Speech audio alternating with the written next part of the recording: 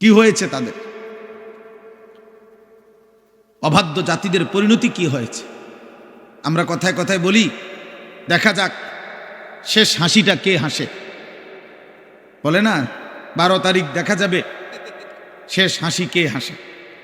না না, খোদার কসম, আখেরাতে হাসরের মাঠে দেখা যাবে শেষ হাসিটা কে হাসে। 12 তারিখ ফয়সালা হবে না, 12 তারিখের পরেও পৃথিবীতে নির্বাচন হবে। কথা বুঝেন নাই? 12 তারিখের পরেও কি হবে? নির্বাচন। 12 তারিখ সকালেও বহু লোক মারা যাবে, যিনি 11 তারিখ পর্যন্ত নির্বাচনের কাম করছে, উনি 12 তারিখ সকালে মরে যাবে। শুনবেন, 12 তারিখ সকাল 10টা বাজেও লোক মারা যাবে,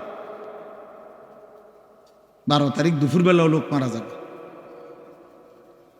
অতএব তো উনি দেখবে কেমনে? উনি তো ভাবছিল থাকবে, উনি তো নাই। অতএব আমরা যেমন দুনিয়াতে বলি দেখা যাক শেষ হাসিটা কার, আল্লাহ বারবার কোরআনুল কারীমের মধ্যে বলছে, বান্দা শেষ হাসিটা মুত্তাকির, ওয়াল আকিবাতু লিল মুত্তাকিন। এই যে কোরআনের আয়াত, এই কথা আল্লাহ বারবার বলছে, ফাসবির ইন্নাল আকিবাতা লিল মুত্তাকিন। আল্লাহ বলছে, বন্ধু একটু সবর করেন, আমি আল্লাহ বললাম শুভ পরিণাম, উত্তম পরিণতি মুত্তাকিদের জন্য। শেষ হাসি মুত্তাকি হাসি। ফালিয়াউমাল্লাযীনা আমানু মিনাল কুফফারি ইয়াদহাকুন। কোরআন শরীফের আয়াত। আল্লাহ বলে, সেদিন হাসরের দিন আমার সমস্ত ঈমানদার বান্দা বেঈমান কাফের নাফরমানদেরকে দেখে হাসবে। খড়র খড়র এটা বন্ধ করবানি ইব্রাহিম, এতক্ষণ লাগে এগুলা ঠিক করতে। জি, আল্লাহ তাআলা বলেন, ফালিয়াউমাল্লাযীনা আমানু, সেদিন কিয়ামতের দিন নাফরমান পাপীদেরকে দেখে ঈমানদার হাসবে। ইয়াদহাকুন মানে হাসবে, হাসবে আর বলবে, ডাক দিয়া বলবে বেঈমানকে, হাল সুবিবাল কুফফারু মা কানু ইয়াফআলুন। এ ছেলে, নিষেধ করলাম না বাবা, ফাজলামি করো কেন? আবার হাসে। ঠিক আছে তো, হাল সুবিবাল কুফফারু মা কানু ইয়াফআলুন।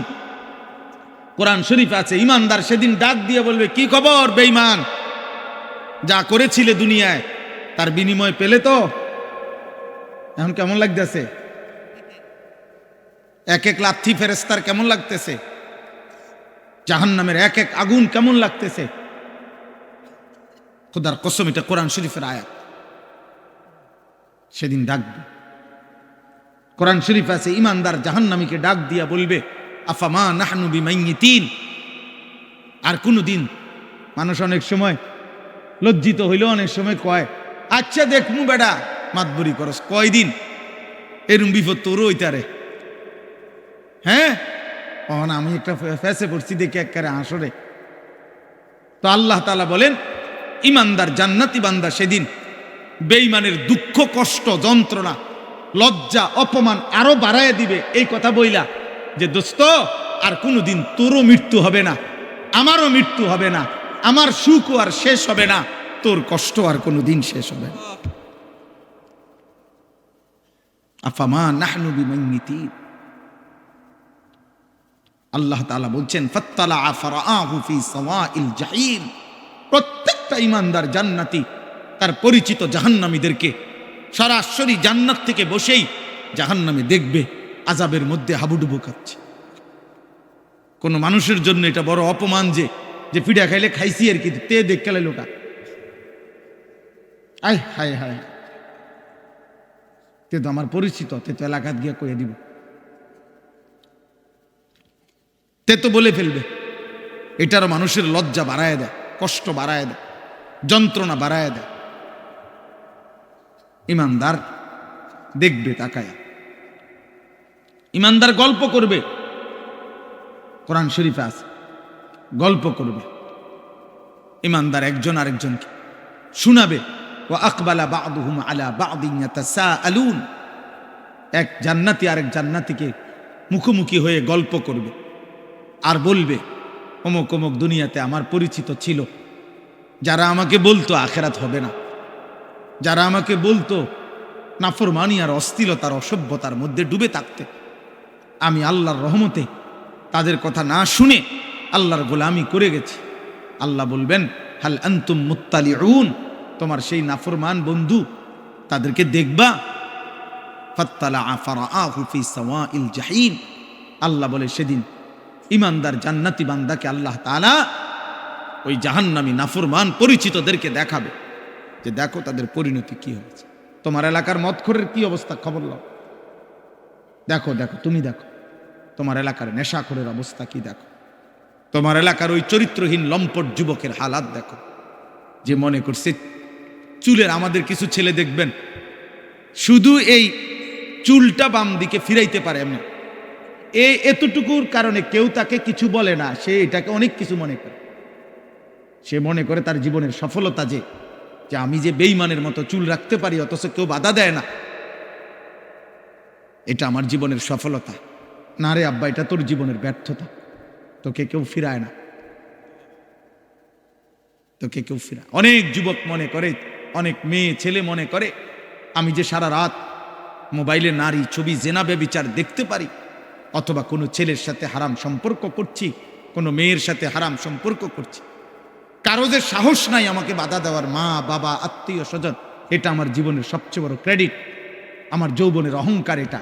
আমার বাপের ক্ষমতা নাই, আমার মার ক্ষমতা নাই, আমার স্বজন কারো ক্ষমতা নাই আমারে কিছু বলবে, এটা সে মনে করছে অনেক বড় কৃতিত্ব। আল্লাহর কসম এটা কৃতিত্ব না, এটা তোর উপরে আল্লাহর লানত। আল্লাহর লানত করার কারণে তোর স্বজন সবাই তোর থেকে মুখ ফিরায় নিছে। কারো আর বিষয়টা এমনই যে জাহান্নামের আগুনের কাছে চলে গেছে, কেউ ভাবতেও আসে না যে ওরে টেনে ধরা দরকার, যা পড়ে যা, বাদ দে, খালি বেলা আগুনে পুড়ুক নলে ডুবে মরুক, বাদ দে বেটা। আমরা কিতাবে পড়ছি, শেখ সাদি রাহমাতুল্লাহ আলাইহি বলতেন, ইন্না মিন আযমি নিআমিল্লাহ আলা আবদিহি আন ইউওয়াফিকাহু লিসুহবাতিল আখিয়ার। আল্লাহ তাআলা কোন বান্দার উপরে শ্রেষ্ঠতম নিয়ামত দিয়েছেন, কোন বান্দার উপরে এটা একটা আল্লাহর একটা বড় নিয়ামত কারো উপরে, যে আল্লাহ কাউকে একজন নেককার, ইমানদার, মুত্তাকি, অভিভাবক, সঙ্গী, আপনজন তার জন্য জুটাই দিছেন। এটা তার উপরে আল্লাহর বড় নিয়ামত, যে তাকে টেনে ধরে না, তুমি এটা করতে পারবা না, এটা হারাম, এটা হালাল, যে তাকে আল্লাহ চিনায়, আখিরাত চিনায়। হ্যাঁ, এবং তিনি বলেছেন ওয়া ইন্না উকুবাতাহু আলাইহি, কোন মানুষের উপরে আল্লাহ তাআলার একটা দুনিয়াবী শাস্তি, আন ইয়াবতালিয়াহু বিসুহবাতিল আশরার, আল্লাহ তাকে মন্দ লোকের সংস্পর্শে পরীক্ষায় ফেলে দিয়েছেন। আহারে, এবার জানি সে বাঁচে কিনা, কারণ যার লগে সে চলতে শুরু করছে হয়তো তারে জাহান্নামে নিবে। এই নেশাখোরের লগে থাইকা সে আল্লাহ পাবে কেন? এই জুয়ারির লগে থাইকা সে আল্লাহ পাবে কেন? এই উলঙ্গ ছবি দেখে নেওয়ালা এই বখাটে যুবকের সাথে চইলা আহারে ও আল্লাহ পাবে কেন? এই বেপর্দা, বেহায়া, বেশরম মেয়ে এ তো প্রেমের ফাঁদে পেলে তার জীবন যৌবন, অর্থ সম্পদ, শক্তি, সামর্থ্য সব শেষ করে একদিন তো তারে পথের ফকির বানায় দিবে, ফকির বানায় দিবে। এটা কোনো মানুষের উপরে আল্লাহর শাস্তি, যাকে আল্লাহ তাআলা কোনো মন্দ লোকের সংস্পর্শে পরীক্ষায় ফেলে দিছে। আন ইয়াবতালিয়াহু বিসুহবাতিল আশরার। এজন্য দোস্ত, এটা বহুত বড় নিয়ামত বুঝা যে আমি আল্লাহ চিনি কিনা, আমার আখিরাত মনে পড়ে কিনা। 24 ঘন্টায় যার কখনো আল্লাহর কথা মনে পড়ে না, এ তোর কেমন জীবন বেটা? তুই কিসের মুসলমান বেটা? 24 ঘন্টায় যার একটা সেজদা দিবার কথা মনেই আসে না, মনেও পড়ে না, এটা মানুষ না জানোয়ার? জিজ্ঞেস করা দরকার, বুঝেন নাই? এটা মানুষ না জানোয়ার? জিজ্ঞেস করা দরকার। 365 দিনে যার একবারও মনেও পড়ে না যে আমি তো মুসলমান, আমার উপরে ফজরের নামাজ ফরজ, এক বছরে। এটা কিসের মানুষ? এটা কিসের মুসলমান? কিসের মুসলমান? ভাত খায়, ঘুম যায়, পেশাব পায়খানা করতে, তো এগুলা তো সকলেরই পূরণ হয় বেটা। দুনিয়া ভোগ করে, আরে তো দুনিয়া তো জানোয়ারও ভোগ করে, দুনিয়া তো গরু ছাগলও ভোগ করে মিয়া। দুনিয়া ভোগ করে আশ্চর্য কি বলেন? থাক, পিছেই বইস, ওনার রুগী নেই। চলেন বলেন আলহামদুলিল্লাহ। অতএব ভাই আমার, বাবা আমার, নওজোয়ান সাথী,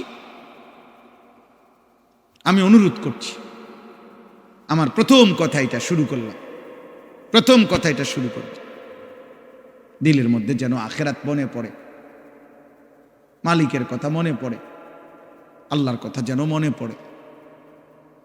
জীবনটা শুধুই শুধু সারাক্ষণ তামাশায় তামাশায় যেন না কাটে। আল্লাহ তাআলা কোরআনুল কারীমের মধ্যে এটা বলছেন, বান্দা ইয ক্বালা লাহু কওমুহু লা তাফরাহ ইন্নাল্লাহা লা ইউহিব্বুল ফারিহিন। অহংকার করো না বান্দা, আল্লাহ অহংকারীকে পছন্দ করেন। ওয়ালা তামশি ফিল আরদি মারাহা, জমিনে অহংকার গর্ব করে চলো না। ইন্নাকা লান তাখরিকাল আরদা ওয়া লান তাবলুগাল জিবালা তুলা। আল্লাহ বলে বান্দা বড়াই করো না, যত বড় গর্বই করো না কেন, অহংকার করে তুমি পায়ের তালু দিয়ে কিংবা বুট জুতার শক্ত জুতা দিয়েও তো এই জমিন ফাটাইতে পারতা না, আর মাথা উঁচা করে ঘাট লম্বা করে তো পাহাড়ের সমান উচ্চতায় পৌঁছতে পারতাম। অহংকার করো কেন? এক বুজুর্গ এক যুবককে আল্লাহর পথে চলতে বলছিলেন, আর ওই যুবক বলছিল, আপনি চিনেন আমি কে? হাল তারিফুনি, আপনি চিনেন আমাকে, আমি কে? কথা বলে। তখন ওই আল্লাহর প্রিয় বান্দা বলছে, হ্যাঁ যুবক, আমি তোকে চিনি, আমি তোর পরিচয় বলতেছি, শোন। আউয়ালুকা নুতফাতুন কাযিরা, তোর শুরু হলো দুর্গন্ধময়, বিশ্রী দুর্গন্ধময় নাপাক এক ফোঁটা বীর্য। ওয়া আখিরুকা মাইতাতুন গালিযা, আর তোর শেষ পচা লাশ।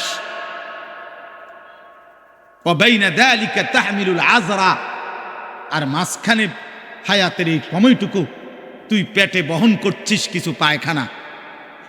এই হলো তোর পরিচয়। কিসের অহংকার করছিস বেটা? শুরুটা যার দুর্গন্ধময় নাপাক বীর্য থেকে, শেষটা হয়ে যাবে যার পচা গন্ধা লাশ, মাঝখানে যার পেটে 24 ঘন্টা পায়খানা। আল্লাহ তাআলা যদি কুদরতিভাবে ডেকে না রাখতেন, এক জাররা ছিদ্র করে দিতেন, তো তোর নাপাক দুর্গন্ধে তো গোটা দেশ সমাজ মহল্লা দুর্গন্ধ হয়ে যেত। তো বড়াই করছো কেন? কিসের বড়াই করছে? আল্লাহ আমাদেরকে বুঝ দান করে। প্রিয় ভাই, প্রিয় নওজোয়ান, পর্দার আড়ালের মা বোন, বয়স্ক বাবা, প্রত্যেকের এটা উচিত, আমাদের এটা ভাবা, আমাদের এটা ফিকির করা, কে আমি, কোত্থেকে আসলাম, আমাকে কে পাঠাইলেন, কেন পাঠাইলেন। আত্ম উপলব্ধি, আমি এই কথাটাই শুরু করছিলাম যে আল্লাহ তাআলা কোরআনুল কারীমের মধ্যে বারবার বলছে, বান্দা আমি চাচ্ছিলাম তুমি উপদেশ গ্রহণ করবে। এতগুলো কথা আমি আল্লাহ নাজিল করছি উপদেশের জন্য, তোমার দিল নাড়াইবার জন্য, তোমার কলিজা যেন নড়ে, বিবেক যেন নড়ে। আমি আল্লাহ এটা চেয়েছিলাম, লাআল্লাকুম তাযাক্কারুন, লাআল্লাহুম ইয়াতাফাক্কারুন, বান্দা যেন ভাবে। ইন্না ফি যালিকা লাযিকরা, আল্লাহ বলেন আমার এই কোরআনের মধ্যে রয়েছে উপদেশ। লাকাদ কানা ফি কাসাসিহিম ইবরা, আল্লাহ বলে পূর্ববর্তী জাতির ঘটনাগুলোর মধ্যে রয়েছে উপদেশ। ইন্নামা ইয়াতাযাক্কারু উলুল আলবাব, আল্লাহ বলেন আমার এই কোরআন থেকে প্রত্যেক বিবেকবান, যার বিবেক আছে, সে নিশ্চিত এই কোরআন থেকে উপদেশ গ্রহণ করবেই করবে। এজন্য কোরআন যার প্রিয় নয়, কোরআন যা যে ধরতেও পারে না, কোরআন যে ছুঁইতেও পারে না, কোরআনুল করিম যে দেখে দেখেও করতে পারে না, কোরআনুল করিম থেকে যে জীবনের জন্য সবক নেয় না, কোরআনুল করিম থেকে যে যেন জীবনের পাথেও নেয় না, আরেন বেটা তুমি কোনো আলোই খুঁজে পাও নাই, তুমি কোনো জ্ঞানের সন্ধানই পাও নাই। বাকি যেটুকু পড়ালেখার বই তোমারে ধরাইয়া দিছে, এই কয়টা বাতের লাইগা এত বই পড়তে হয় না।